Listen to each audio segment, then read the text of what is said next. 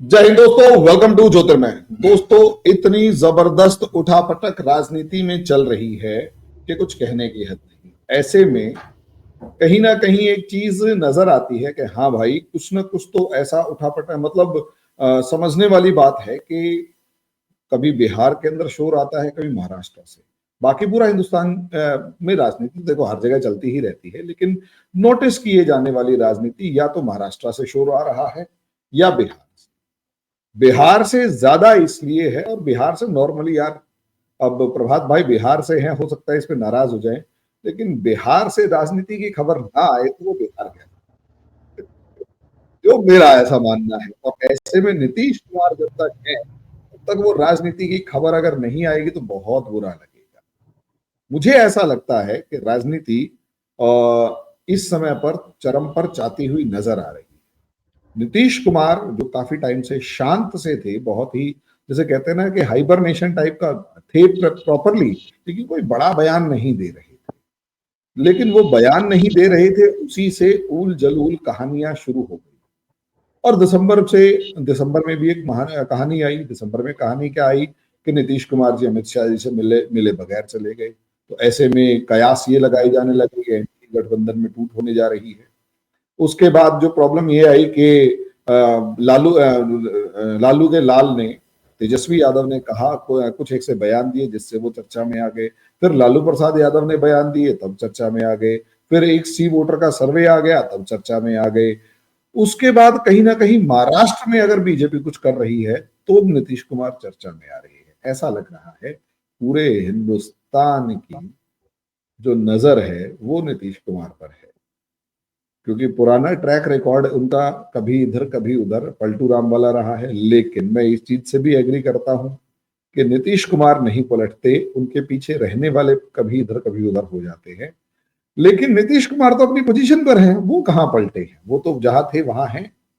तो ऐसे में अब सवाल ये है, उनके समर्थक जो है वो पलट जाते हैं। ऐसे में नीतीश कुमार दिल्ली आ रहे हैं इस पूरी राजनीतिक कयासों के बीच में। बट उठा पटक तो नहीं कहूंगा, कयास कहूंगा। इस कयासों के बीच में दिल्ली की प्रचंड जीत के बाद, दिल्ली में बीजेपी की प्रचंड जीत के बाद, अब यहां बीजेपी के ऊपर भी दबाव बना रखा है कि जी बीजेपी जो है वो एक पूर्वांचली सीएम इसलिए देगी क्योंकि बिहार में चुनाव लड़ना है।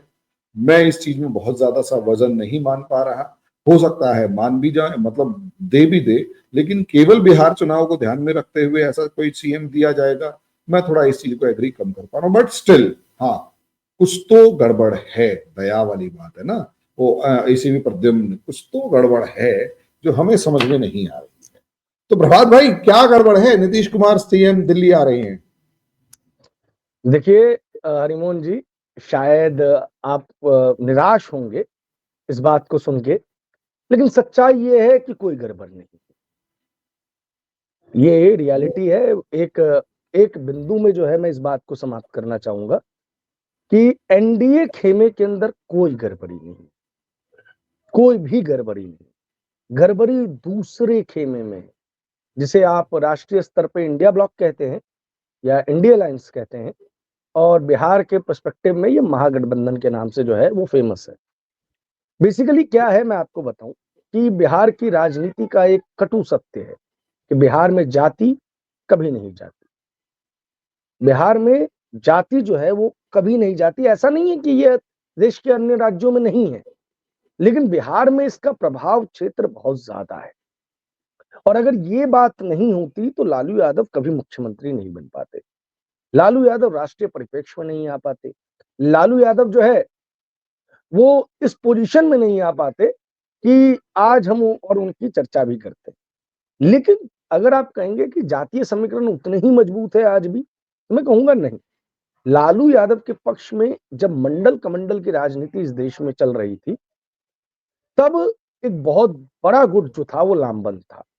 लेकिन धीरे, जिसमें पिछड़े थे, अति पिछड़े थे, और उन्होंने मुस्लिम समाज के दोनों टाइप के लीडर्स, एक जो बाहुबली है और एक जिनका पब्लिक के बीच में फैन बेस है, उन दोनों को अपने साथ में रखा। मतलब शाहबुद्दीन को भी रखा और अब्दुल बारिक सिद्दीकी को भी रखा। तो मुस्लिम वोट बैंक के साथ पिछड़ा अति पिछड़ा वोट बैंक मिला, और उसने एक ऐसा कॉम्बिनेशन बनाया जिसकी वजह से बिहार में लगभग अनडिफीटेबल हो गए थे लालू यादव। सोचिए उनकी पॉलिटिक्स उतनी चरम पे चली गई थी कि जगन्नाथ मिश्रा कांग्रेस पार्टी से थे, जिनको रिप्लेस किया था लालू यादव ने। और बाद में वही कांग्रेस पार्टी पिछले 25 से 30 सालों से 15 साल लगभग आप मान के चलिए कि लालू यादव का भी शासन चला। अब 2005 से लेके मतलब लगभग 35 साल 30-35 बरख हो गए। 30-35 बरख में जो है वो कांग्रेस पार्टी अपने आप को उठा नहीं पाई है। उसी का एक बहुत बड़ा वोट बैंक लेकर नीतीश कुमार निकले पार्टी से, उसी पार्टी से, लालू यादव से ही। उन्होंने जो पिछड़ा अति पिछड़ा में से एक बहुत बड़ा पिछड़ा वोट बैंक था वो अपने साथ लिया, सोशल इंजीनियरिंग और डिटर्मिनेशन दिखाया, लगातार वो लगे रहे। 2005 में भी जो पहली सरकार बनी थी, अगर आप 2005 में बिहार में 2 चुनाव हुए थे, जो पहला चुनाव बना था उसमें लालू यादव, कांग्रेस पार्टी और रामविलास पासवान तीनों को मिला के बहुमत मिल गया। लेकिन रामविलास पासवान ने वहां पे अपने जीवन की सबसे बड़ी चीज की। अगर वो चीज पास हो जाती तो रामविलास पासवान का जो पार्टी है वो एक बहुत बड़ा फैक्टर हो जाता। दरअसल लालू यादव मुसलमानों का एक मुश्त वोट लेते आ रहे थे तब तक, लेकिन वो मुसलमानों को उच्च कैबिनेट में या ऊंची जगहों पर जगह नहीं दे रहे थे। शाहबुद्दीन वाला मैटर भी चल रहा था, बाकी लोग भी थे। तो उन्होंने ये कह दिया कि कोई मुसलमान सीएम बनाइए आप, तब हम समर्थन देंगे। और ये एक ऐसी वजह रही जिसने बिहार की राजनीति में टर्निंग पॉइंट ला दिया। नीतीश कुमार जो है उन्होंने सरकार बनाई और उसके बाद से नीतीश कुमार को हटाना जो है वो लगभग असंभव। लेकिन 2005 से लेके 2010 के पीरियड को अगर हटा दिया जाए तो उसके बाद ऐसा नहीं है कि नीतीश कुमार बहुत ज्यादा पावरफुल हुए। वो भी 2010 में ही अपने पीक पे थे, जब बिहार की जनता ने उनको भरपूर आशीर्वाद दिया, क्योंकि उन्होंने जंगल राज से, गुंडा राज से मुक्ति दिलवाई। बिहार में सड़कें पहुंची, बिहार में बिजली पहुंची। अपने आप में ये बहुत बड़ी चीज है जो नीतीश कुमार ने करके दिखाया। लेकिन उसके बाद उनके अंदर की राष्ट्रीय महत्वाकांक्षा जागी। लेकिन सच्चाई ये है कि आज भी नीतीश कुमार जिस पाले में खड़े हैं वो पाला बिहार में ज्यादा मजबूत है। नीतीश कुमार अकेले कुछ नहीं है, लेकिन जिसके साथ लग जाएंगे उसे सत्ता के शिखर पे पहुंचा देंगे। और यही नीतीश कुमार की रेलेवेंस है, यही नीतीश कुमार की इंपॉर्टेंस है। कई बार अति उत्साह में व्यक्ति जो होता है ना, वो बहुत ज्यादा बातें बोल जाता है। दिसंबर के जिस प्रकरण का आपने जिक्र किया, वो प्रकरण दरअसल सुशासन दिवस जो मनाया जाता है अटल जी के बर्थ एनिवर्सरी पे। और आपको जानकारी के लिए मैं बता दूं कि नीतीश कुमार को भी उनके जो समर्थक है ना, वो सुशासन बाबू के नाम से ही संबोधित करते हैं। तो उस दौरान जो है भाजपा के कुछ नेताओं ने जो है वो गर्मा गर्मी में बड़ी बातें बोल दी कि हमारा मुख्यमंत्री होना चाहिए, वो होना चाहिए। तो नीतीश चचा इससे हो गए ऑफेंड, और ऑफेंड हो गए तो पूरी बीजेपी को केंद्र सरकार ने जो है, मतलब केंद्रीय नेतृत्व ने जो है ना, वो लाइन हाजिर कर दी और बोल दिया कि इस तरीके की बदतमीजी नहीं चलेगी। बिहार में जब तक नीतीश कुमार है तब तक हम नीतीश कुमार के पीछे ही रहेंगे। तो मामला हो गया सॉर्ट आउट। अब हुआ ये कि महागठबंधन तो अभी भी उम्मीद में है ना कि एक बार फिर नीतीश चचा का आशीर्वाद मिल जाए, कि एक बार नीतीश चचा का और आशीर्वाद मिल जाए। तो देखिए नीतीश कुमार ने आरजेडी को मारा, इस बात में कोई दो राय, लेकिन नीतीश कुमार ने ही आरजेडी को बचाया, इस बात में भी कोई दो राय। मतलब मारेंगे भी हम और बचाएंगे भी हम। उदाहरण बताता हूं, 2005 में लालू यादव को सत्ता से बेदखल किया, शाहबुद्दीन को आजीवन जेल में डाल दिया ताकि जो मुस्लिम वोट है वो सिर्फ एक पक्ष की तरफ ना रहे। जेडीयू को बिहार के अंदर मुसलमान वोट मिलता है, शाहबुद्दीन के अंदर जाने से जो बूथ कैप्चरिंग वगैरह जैसी चीजें थी वो उन्होंने बंद करवाई, अराजकता बिहार में बढ़ी।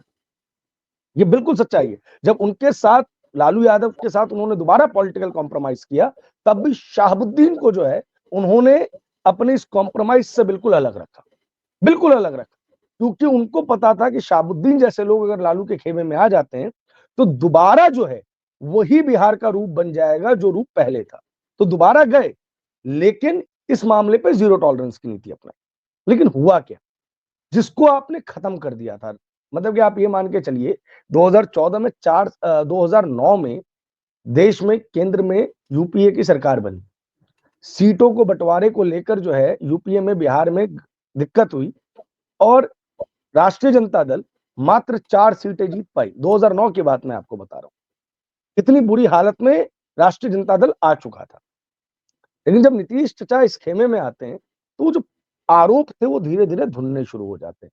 इनके साथ कुछ दिनों की सरकार चला लेते हैं तो गृह मंत्रालय तो अपने पास ही रखते हैं, तो जंगल राज वाला जो भ्रम है वो टूटना शुरू हो जाता है।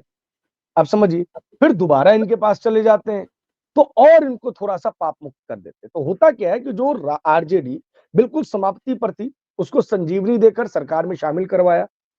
उसको जब छोड़ दिया तो भी वो सिंगल लार्जेस्ट पार्टी बन पाई, और इस बार जब उसका दोबारा हाथ पकड़ा था तो भी उसका कुछ ना कुछ फायदा करके चले गए, लेकिन इतना फायदा करके नहीं गए कि इनकी सरकार बना ले।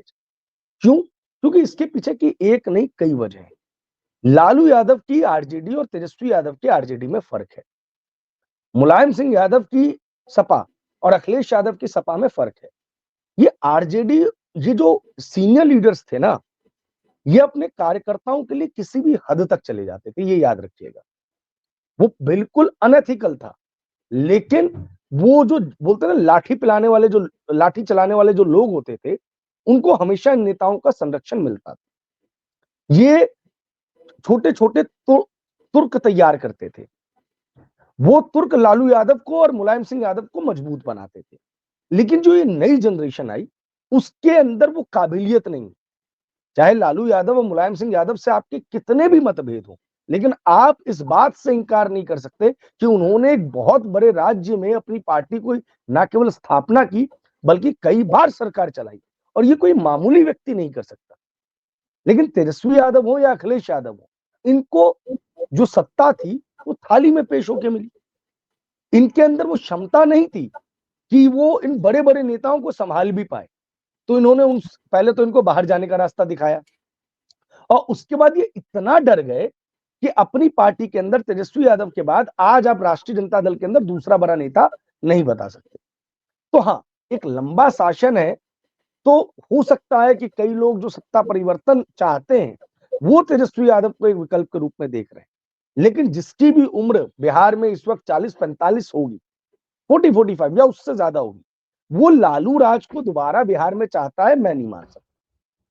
सबसे बड़ी चीज यही है कि लालू का जो वो खौफनाक खौफनाक मंजर है ना बिहार के लिए, जो डार्क पीरियड ऑफ बिहार है, उसकी पुनरावृत्ति कोई नहीं चाहता। मैं बेगूसराय में था और मैं चुनाव का कवरेज कर रहा था, और बेगूसराय को one of the developed district कहा जाता है बिहार के, हरिमोहन जी। तो मैंने बोला क्या डेवलपमेंट है, कुछ नजर तो आ नहीं रहा है। हाँ ठीक है, बड़े बड़े थोड़े बहुत हाईवेज बन गए एंड ऑल, आपके जीवन में क्या परिवर्तन आया है? कोई फैक्ट्री नजर नहीं आ रही। यार आप एनटीपीसी का प्लांट खुद नहीं चला पा रहे। हर स्टेट ये प्लांट खुद चलाता है, हर स्टेट अपना प्लांट खुद चलाता है, तुमको ये प्लांट भी जो है केंद्र सरकार को देना पड़ा। तो उन्होंने बोला देखो बाबू, जब जिंदा रहना ही अचीवमेंट हो जाए ना, तो यहाँ बैठ के तुमसे बात कर पा रहे हैं तो भी हमको बहुत अच्छा लगता है। और उस व्यक्ति की उम्र जो थी वो 55 से 60 की थी। ये स्टेटमेंट बहुत इंपॉर्टेंट है कि जब जिंदा रहना अचीवमेंट हो जाए। तो बिहार ने ऐसा दौर देखा है, इसलिए वो जिंदा रहने को ही अचीवमेंट मान के भारतीय जनता पार्टी और जेडीयू अलायंस को वोट कर रहे हैं। फिर दूसरा, ये पूरा का पूरा जो अलायंस था ना महागठबंधन का, देखिए बिहार में एक मतलब कि लगभग लगभग जो है आरजेडी और JDU same vote bank share करते हैं। फर्क क्या है कि आरजेडी का कंसेप्ट मुस्लिम यादव समीकरण है, जेडीयू के पास मुस्लिम है लेकिन मोस्टली पसमानदा मुस्लिम है। पसमानदा मुस्लिम का एक बहुत बड़ा वर्ग जो है वो जनता दल यूनाइटेड को वोट करता है। फिर कुर्मी, कोयडी और बहुत सारा पिछड़ा वोट बैंक है, अति पिछड़ा वोट बैंक है, जो कि इनको वोट करता है, क्या कहते हैं, जनता दल यूनाइटेड को वोट करता है। तो लगभग ये दोनों का अगर आप ग्राफ बनाएंगे तो ये लगभग लगभग सेम ही फ्रैक्शन को लगातार अपने साथ मोबिलाइज करते हैं या अपने हिस्से का वोटर बनाते हैं। उसमें नीतीश कुमार को एक चीज का साथ मिल जाता है, वो चीज है महिला। महिला वोटर्स जो है नीतीश कुमार को अपना आशीर्वाद देती रही हैं। पिछली बार अगर नीतीश कुमार 44-45 सीट भी जीत पाए ना, तो उसमें बहुत बड़ा रोल महिलाओं का रहा है।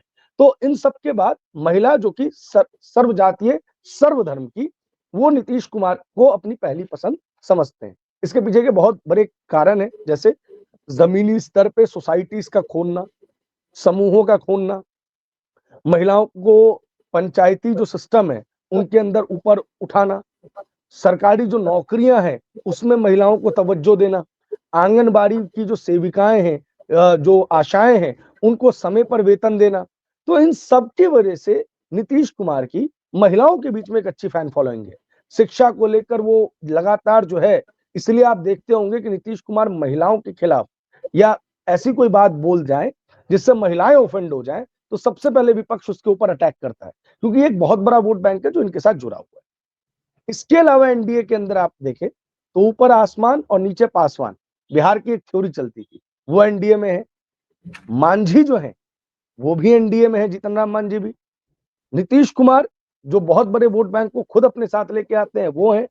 उसके बाद श्रवण कुमार है और इनकी पार्टी के बहुत अच्छे बहुत बड़े बड़े नेता हैं, वो आनंद मोहन को भी शायद अपने साथ ले आए हैं, अनंत सिंह को भी अपने साथ ले आए हैं। ठीक है, सवर्ण वोट का एक बहुत बड़ा वोट बैंक जो है भारतीय जनता पार्टी अपने साथ लेके आती है। हिंदुत्व के नाम पर जो वोट करते हैं उसको भी भारतीय जनता पार्टी अपने साथ लेके आती है। तो ये अपने आप में ऐसा वोट बैंक बन जाता है जो अनडिफीटेबल है, अनडिफीटेबल। तो ये जो अनडिफीटेबल वोट बैंक है, इसको हराना जो है वो मुझे नजर नहीं आता कि सामने संभव है। और ये यूनाइटेड है और सामने छिन्न भिन्न विपक्ष है। मसलन महागठबंधन खेमे की खबरें आपको शायद पता नहीं है। तेजस्वी को प्रेशर में लाने की पूरी कोशिश जो है वो कांग्रेस ने कर ली है। लेफ्ट वाले जो है वो इस बार फन फैलाए हुए हैं। मुकेश साहनी को ये अपने साथ ला चुके हैं। मुकेश साहनी को कैसे और कहां एडजस्ट करें, इन्हें वो समझ नहीं आ रहा। पप्पू यादव इनके लिए बड़ी टेंशन बने हुए हैं। और तो और मुसलमान थक के आरजेडी को वोट कर रहा है बिहार में। आरजेडी उनकी फर्स्ट चॉइस नहीं है, क्योंकि मुसलमान को समझ में आ गया यार 25 साल से इसको वोट कर रहे हैं, 20 साल से इसको वोट कर रहे हैं, ये जेडीयू को और बीजेपी को सत्ता से हटाने में जो है वो काबिल नहीं है, इसके अंदर वो पोटेंशियल नहीं है।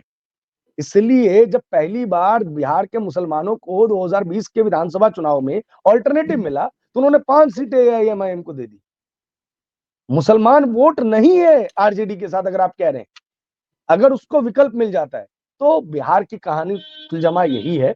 और बिहार में पहले जो लोकसभा के नतीजे आए थे उसने इस देश के अंदर एक माहौल नैरेटिव भले ही तोड़ा था, लेकिन आज की जो सिचुएशन है उसमें तो हमको ये नजर आ रहा है कि एनडीए के किसी नेता ने कहा था कि हम 200 से ज्यादा सीटें जीत रहे हैं बिहार में।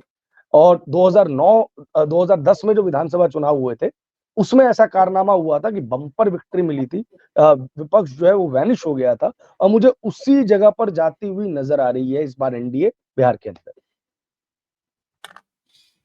यानी नीतीश कुमार के दिल्ली आने से कुछ बेचैनी कुछ लोगों में होगी, दो चार के नाम बताओ। देखिए मैं आपको बताता हूँ हुआ क्या था कि बेसिकली सीट बंटवारे को लेकर बहुत ज्यादा बातचीत यहाँ होती है। एक एक खबर और आ रही है कि हाँ, बीजेपी ने कुछ सीटों के ऊपर अपनी तैयारी शुरू कर दी है बिहार में। देखिए मैं आपको बता देता हूँ, बहुत सिंपल सी बात मैं आपको बता देता हूँ। लालू यादव राहुल गांधी की मजबूरी है, नीतीश कुमार मोदी के लिए जरूरी है।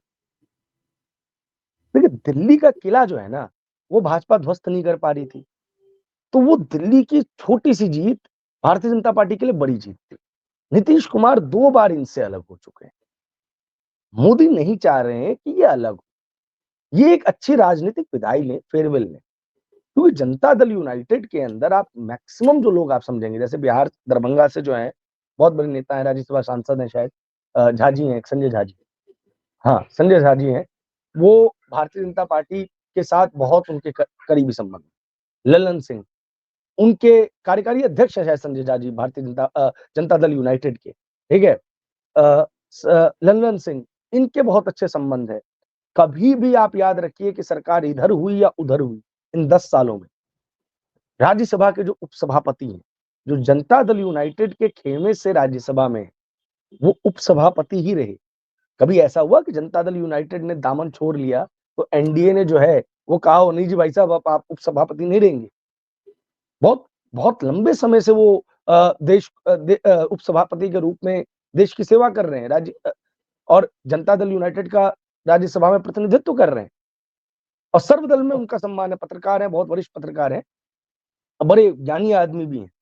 तो आप देखेंगे कि, और कभी भी आपने एक चीज देखा होगा, थोड़ा बहुत अमित शाह जो है वो नीतीश कुमार के ऊपर अटैकिंग मोड में कभी कभार आ जाते हैं, बट मोदी कभी भी आपने देखा हो कि नीतीश कुमार के खिलाफ या अटैकिंग मोड में आते हो।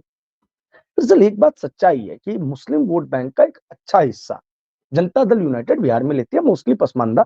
लेकिन उसके अलावा दरअसल हुआ क्या था कि ये आप जो भी इसमें एक नया एंगल जुड़ जाएगा वक्फ वगैरह का भी, तो 2 मिनट में मैं इसको एक्सप्लेन कर दूंगा। देखो, यूपी बिहार में ना ये जो इसको क्या कहेंगे हम, इसको कहेंगे माफिया जो हर तरफ के होते हैं, वो सबसे ज्यादा परेशान जो है ना अपने ही लोगों को करते हैं, याद रखिएगा।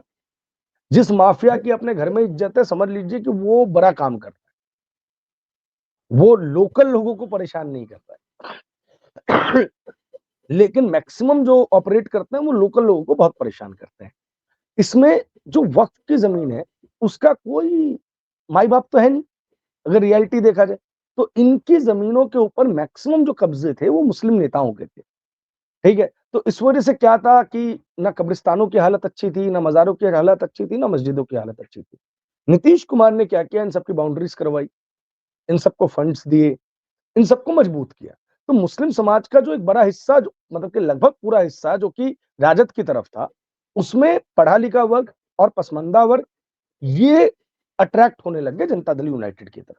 अब वक्त के ऊपर जब चीजें आई तो महागठबंधन को खुशी हुई कि अब तो नीतीश कुमार फंस गए। अगर नीतीश कुमार समर्थन कर दें इसका, तो बिहार में पसमानदा और ये वाला वर्ग पूरी तरीके से हमारी तरफ आ जाएगा, तो हमारा वोट शेयर इंक्रीज हो जाएगा। अगर समर्थन ना करें और जनता दल यूनाइटेड हमारे खेमे में ही आ जाए, तो स्पष्ट रूप से हम सरकार बना रहे हैं। लेकिन यहाँ पे खेल हो गया, जेडीयू ने जो संशोधन बोले थे वो संशोधन कर दिए गए और उसके बाद जेडीयू ने इसका समर्थन कर दिया। और जेडीयू ने हर स्तर पे जो अपने नेता थे उनको मैसेजिंग पहुंचा दी कि भैया ये जाके बता दो कि तुम्हारे हुकूकों को तब तक कोई छीन नहीं सकता जब तक नीतीश कुमार बिहार में है। और नीतीश कुमार का जो मुस्लिम समर्थक है वो एक चीज मानता है कि हमें जो है वो नीतीश कुमार को मजबूत रखना है। जब तक नीतीश कुमार मजबूत रहेंगे हमें किसी बात की कोई चिंता नहीं रहेगी।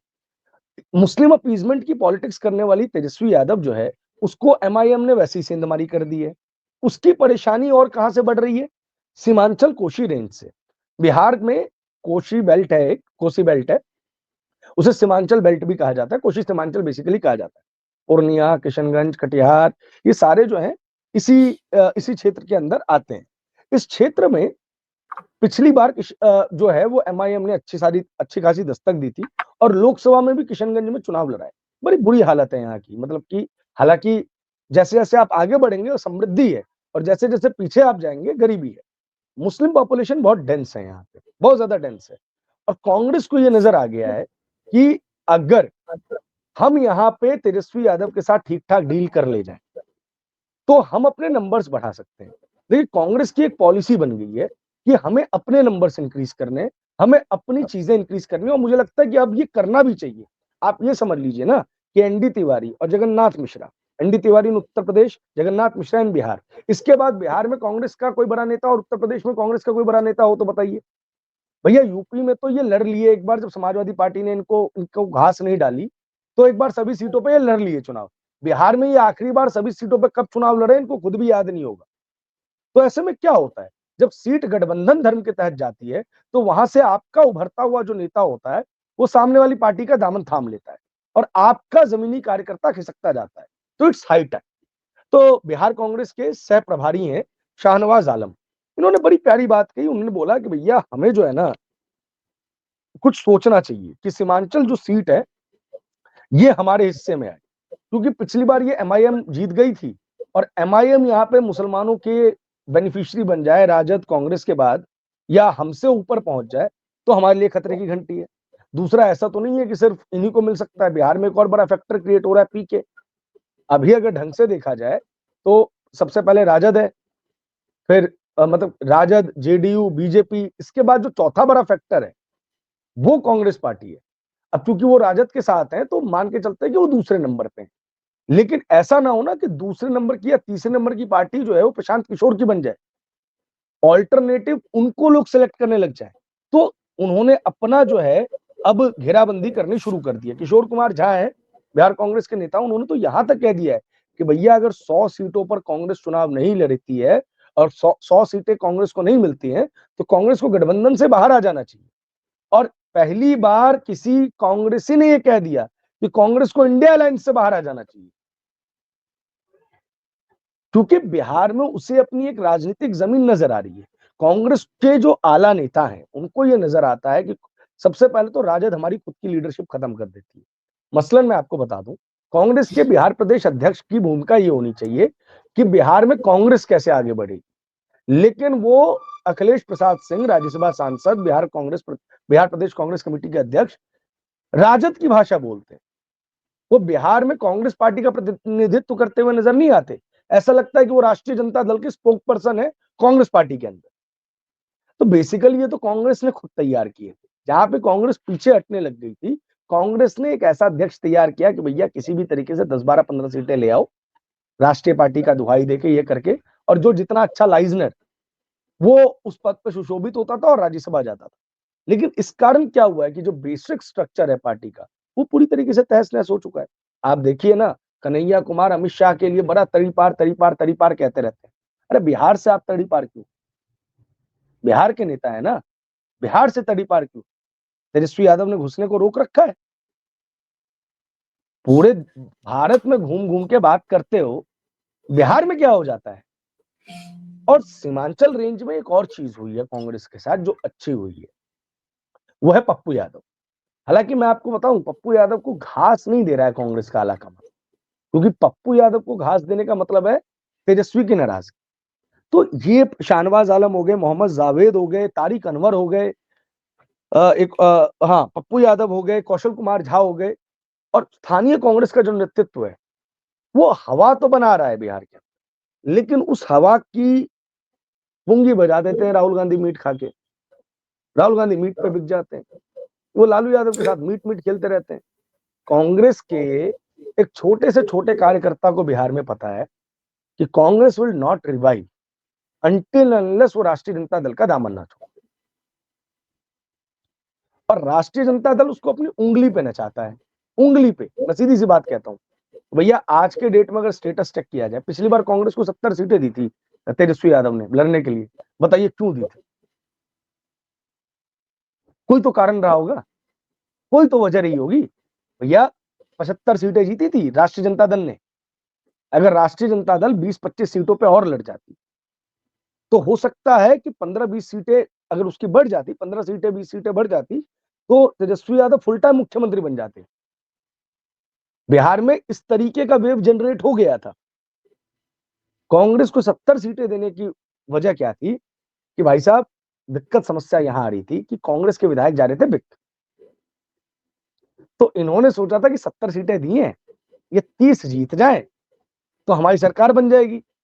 अगर 30 में से भाजपा ने तोड़े भी तो भाजपा को 20 तोड़ने होंगे, तो 20 तोड़ना मुश्किल होगा, इसलिए इनको 70 सीटें दी थी।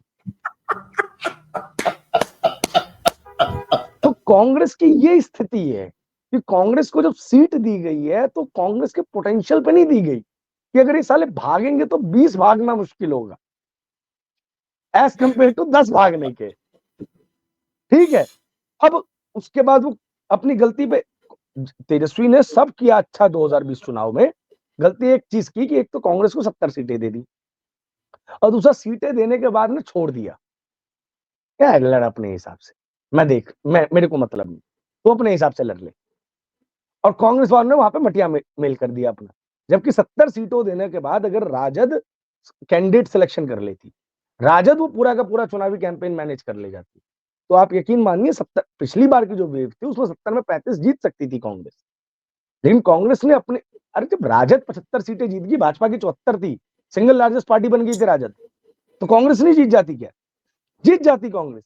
लेकिन कांग्रेस जीत सकती ही नहीं थी। कैसे जीतेगी?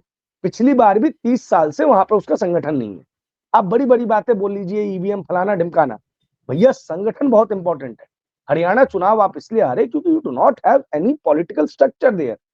जब पॉलिटिकल स्ट्रक्चर आपके पास नहीं होगा, आपके पास डिस्ट्रिक्ट प्रेसिडेंट नहीं होंगे, आपके पास बूथ अध्यक्ष नहीं होंगे, तो वोटर्स तक आपकी मैसेजिंग कौन करेगा? कितने लोग टीवी पे पूरी न्यूज देखते हैं, या कितने लोगों को नेताओं का संदेश पता होता है? इट्स ऑल अबाउट, आप इस देश की पॉलिटिक्स में आरएसएस के आने से एक चीज बहुत इंपॉर्टेंट हो गई है कि drawing tribal conferences is must. कि आप 15-15, 20-20 लोगों की मीटिंग कितनी बार ले रहे हैं, 10-10 लोगों की बैठ के कितनी बार ले रहे हैं। इलेक्शन का मूड वो लोग प्रभावित कर रहे हैं। बड़ी बड़ी बैठकें, बड़ी बड़ी रैलीज में आप वैसे ही कंपीट नहीं कर सकते। वहां पे नरेंद्र मोदी नाम का एक मैजिक फिगर है, वो पहुंचता है, लाखों की भीड़ पहुंच जाती है सिर्फ देखने के लिए। आप बिहार, यूपी का इस रेंज में नरेंद्र मोदी के मैजिक को नहीं कंपेयर कर सकते। आप ग्राउंड बताइए किस ग्राउंड को भरना है, और सिर्फ अनाउंसमेंट कर दीजिए 7 दिन पहले कि मोदी आ रहे हैं, वो ग्राउंड स्वतः भर जाता है, स्वतः भर जाता है। और किसी को भाषण में इंटरेस्ट नहीं है, बंदे को देखना है। दिस इज द इंटरेस्ट और this is the craze of Narendra Modi. और 15-15, 16-16 किलोमीटर से लोग आते हैं, पहले ही पहुंच चुके होते हैं। बहरहाल उससे वापस आते हैं। अब लेफ्ट पार्टीज अच्छा चुनाव लड़ी, तो इस बार इन्होंने, राजद के मन में यह था कि भैया ये जीतने वाले तो वैसे ही नहीं है, तो इनको 70 से लेके आओ 25-30 पे, 25-30 सीट दो एक नेशनल पार्टी को चुनाव लड़ने के लिए। जो 240 सीटों की विधानसभा है उसमें कुछ सीटें दे दो लेफ्ट को, क्योंकि लेफ्ट के जहां जहां कार्यकर्ता है वहां मजबूत कार्यकर्ता है, वहां अंतर्द्वय नहीं है, द्वंद्व नहीं है वहां पे, ठीक है, आपसी गुटबाजी नहीं है। तो जहां जहां मजबूत नजर आ रहे हैं तो कुछ सीटें लेफ्ट को दे दो। तो एक तो लेफ्ट जो होगा अलाइंड हो जाएगा हमारे साथ।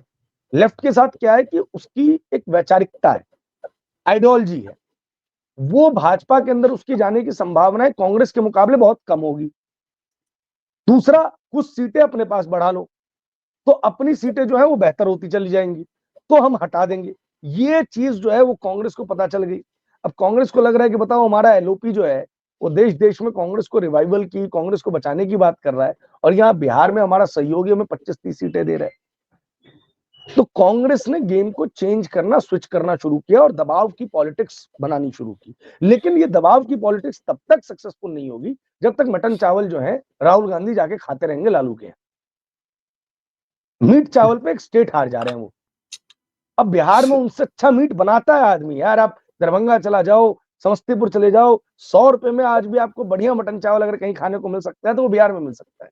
100 ग्राम मटन और 20 रुपए का चावल, 120 रुपए में। तो खैर क्यों मैं इसके 120 ऊपर रुपए के लिए? सेपरेट डिस्कशन करना चाहूंगा। राहुल नीतीश की राहुल लालू के राहुल तेजस्वी की दोस्ती कहीं ना कहीं भारी विक्रम बेताल वाला मामला है। देखिए बात ये, कांग्रेस पार्टी में 2 गुट है। उस पर पहला गुट जो डिस्कशन कांग्रेस से करूंगा प्रभात भाई। मैं खत्म कर रहा हूं इस चीज को। कांग्रेस पार्टी में 2 गुट है। पहला गुट जो कांग्रेस को मजबूत करना चाहता है, दूसरा जो येन केन प्रकार चाहता है कि भाजपा को सत्ता से दूर रखो, बस उसको दूर रखो। आमतौर पे दूसरा वाला गुट हावी था। लेकिन अगर आप दिल्ली इलेक्शन की टेंडेंसी देखें, मार्किंग ऑफ सीट्स, जब हमारी बात भी हो रही थी आपसे तो हमने मैं कहा कि सीलमपुर, सीमापुरी, ये डिस्कशन सारी आपसे करूंगा प्रभात भाई। अभी हम नीतीश कुमार के ऊपर लास्ट कमेंट देके इसे कंक्लूड करते हैं और आपका भी आगे वीडियो है। देखिए नीतीश कुमार जो है वो, अब देखो नीतीश कुमार की पॉलिटिक्स के बारे में एक चीज कही जाती है जो मैं आपको पहले बता दूं कि नीतीश कुमार के बारे में कुछ भी कहना वो बहुत गलत हो। नीतीश कुमार कुछ भी कर सकते हैं। इस देश को सीएम पोर्टेबिलिटी, मतलब लोगों ने सिम पोर्टेबिलिटी देख सुना है, सीएम पोर्टेबिलिटी जो है वो सब नीतीश कुमार दिखाते हैं कि रात तक लालटेन और तीर साथ थे और लालटेन को भगा दिया गया और फूल आ गया, और फिर फूल को भगा दिया गया, लालटेन आ गया। ये जो कैपेसिटी है ना वो सिर्फ और सिर्फ नीतीश कुमार के साथ है कि विपक्ष में जब तेजस्वी के साथ बैठ, सत्ता पक्ष में जब तेजस्वी के साथ बैठते हैं तो एक लाइन से पूरी भाजपा की लीडरशिप को गरिया देते हैं। और भाजपा वाला कितना भी कोशिश कर ले, प्रण ले ले कि ये मुरट्ठा तब तक नहीं निकालूंगा जब तक नीतीश कुमार से कुर्सी से बेदखल नहीं कर दूंगा, उसका प्रण धरा का धरा रह जाता है। एक उप मुख्यमंत्री का पद जो मिल जाता है उसकी वजह से गंगा स्नान करके वो मुरट्ठा घुल जाता है। तो this is the power of Nitish Kumar कि वो दोनों पक्ष को अपनी उंगलियों पर नचाने की काबिलियत रखते हैं। उनसे अच्छी पॉलिटिकल इंजीनियरिंग किसी व्यक्ति ने नहीं की है कि जिसके पास कोई बड़ा पॉलिटिकल कार्डर नहीं है, कोई बड़ा कार्डर वोट बैंक नहीं है, कोई अलग जो है वो आइडियोलॉजी नहीं है, कुछ नया नहीं है, लेकिन फिर भी वो प्रासंगिक है। जिस दौर में भारतीय जनता पार्टी के ऊपर सांप्रदायिकता का दाग लगता है, वो अछूत हो जाती है, उस टाइम में नीतीश कुमार और जॉर्ज फर्नांडिस उसे छू के पवित्र कर देते हैं। और जिस टाइम में ये नजर आता है कि अब भारतीय जनता पार्टी का गोल्डन टाइम आने वाला है, उस टाइम में उनको छोड़ के पब्लिक नैरेटिव बना देते हैं कि कमजोर हो गए। जिस मोदी का विजय रथ रोकना मुश्किल हो जाता है, उसके लिए एक इंडिया ब्लॉक बना देते हैं, और जब वो इंडिया ब्लॉक मजबूत होने लग जाता है तो फिर उसको छोड़ के मोदी को बचाने आ जाते हैं। तो ये जो अनसर्टेनिटी है ना नीतीश कुमार की, उसके बारे में कोई कुछ नहीं कह सकता। लेकिन नीतीश कुमार अब अपने करियर के अंतिम दौर में है, एक सम्माननीय नेता है। बिहार को बदलने का अगर 1% भी श्रेय किसी नेता को मिलेगा तो उस 1% में एक बड़ा हिस्सा नीतीश कुमार के हिस्से आएगा, इस बात में कोई दो राय नहीं है। ऐसे में एक सम्मानित व्यक्ति अब एक सम्मानित विदाई जो है वो अपने लिए चाहता है। अब ये भारतीय जनता पार्टी के नेताओं के ऊपर है कि क्या वो नीतीश कुमार को महामहिम या उप महामहिम जैसे किसी पद पे सुशोभित करके एक अच्छा राजनीतिक फेयरवेल देंगे, या अपने लिए फिर से एक विरोधी खेमा खड़ा करवाएंगे। It's all about to satisfy Nitish Kumar, क्योंकि देखिए नीतीश कुमार वैचारिक व्यक्ति है, इस बात में कोई दो राय नहीं है। लोहिया जी का नाम हर व्यक्ति ने लिया है, लेकिन लोहिया जी के बारे में, लोहिया जी के समाजवाद को अगर किसी ने अपनाया है और उस पर कायम रहे हैं तो वो सिर्फ और सिर्फ नीतीश कुमार रहे हैं। उनका पुत्र अभी तक राजनीति में नहीं है, अभी तक राजनीति में नहीं है। आमतौर पे हर नेता अपनी पब्लिक इमेज की चिंता करता है, अपने पर्सनल जीवन को छुपा के रखता है। अपनी पत्नी को कंधा देते वक्त फफक फकक के रोने वाला नेता और कोई नहीं है, नीतीश कुमार है। नीतीश कुमार अलग हैं, इसलिए वो सबके हैं, वो सबको अपने अंदर मिलाने वाले समावेशी व्यक्ति हैं। तो उनको एक अच्छी राजनीतिक विदाई भारतीय जनता पार्टी दे दे, वही ज्यादा बेहतर होगा। और उसके बाद सबको पता है कि जनता दल यूनाइटेड का फिर आज नहीं तो कल भारतीय जनता पार्टी के साथ मर्जर हो ही जाएगा। खैर प्रभात भाई, आपने जो नीतीश कुमार के दिल्ली विजिट को समझाया वो एक दिल्ली अल्टीमेट विजिट में था। सीट डिस्कशन पे थोड़ी सी चर्चा होगी, जो कि दिसंबर में फाइनल हो चुकी है। दिसंबर में बात ये हुई थी, जो पूरा कियोस हुआ था कि हम भाजपा वाले हम ज्यादा सीटों पे लड़ेंगे। नीतीश कुमार ने टाइट किया, भाजपा वालों ने लाइन हाजिर किया। नीतीश कुमार को कहा गया कि सब आपकी मर्जी से होगा। बोला गया कि हम अपने हिस्से की सीट में से सीटें जीतन राम मांझी को देंगे, आप अपने हिस्से की सीटों में से सीट चिराग पासवान को देंगे। ऑल सॉर्टेड, काम खत्म। जो भी नया बंदा आएगा बराबर बराबर इक्वेट होगा। भाजपा ना बड़ा भाई, ना जेडीयू बड़ा भाई, लेकिन बड़े भाई की भूमिका में दिल्ली बिहार में हम रहेंगे, देश में आप रहेंगे, सॉर्टेड। और उसी पर मुहर लगेगी इसमें, क्या भाई अब तैयारी वैयारी करो चुनाव की, कब करवाना है, क्या करना है वो करो। बिहार के अंदर भी ये तेजस्वी यादव ने फ्रीबीज वाला लॉलीपॉप देना स्टार्ट कर दिया है, तो उसको कैसे टैकल करना है, इसके ऊपर चर्चा होगी। बस आप ये कहेंगे कि बहुत बड़ी चर्चा भी बिहार को लेकर होनी है, तो बिहार को लेकर जो चर्चाएं होंगी, Nitish Kumar still a strong leader. Bihar को लेकर जो चर्चा होंगी वो पटना के नीतीश कुमार के भवन में हो। वो नीतीश कुमार उस कद के नेता नहीं है कि वो दिल्ली में लाइन हाजिर होके चर्चा करें। प्रभात भाई बहुत अच्छे से समझाया। हम इतना कहेंगे कि हाँ, बहुत ही लाजवाब लेवल का रिप्रेजेंटेशन आपका रहा, उसके लिए बहुत बहुत धन्यवाद। जाने से पहले यही कहेंगे कि प्रभात भाई जिस चैनल पर संघर्ष का मतलब एक एफर्ट कर रहे हैं, ज्योतिर्मय ग्लोबल अब ये उन्हीं का है, तो वो हैंडल कर रहे हैं, तो उसको भी लाइक करें, सब्सक्राइब करें, शेयर करें। और मेरा चैनल ज्योतिर्मय, हमारा कोई ऐसा बंटवारा नहीं हुआ, लेकिन हाँ भाई भाई हैं, चल रहा है मामला। तो तीनों चैनल जो हैं, ज्योतिर्मय, ज्योतिर्मय ग्लोबल और कर्मण्य, तीनों को लाइक करें, सब्सक्राइब करें, शेयर करें, बेल आइकन जरूर दबाएं ताकि हमारी ये वीडियोस आप लोगों तक जल्दी जल्दी पहुंचे। धन्यवाद, बहुत बहुत शुक्रिया प्रभात भाई, बहुत बहुत शुक्रिया, धन्यवाद।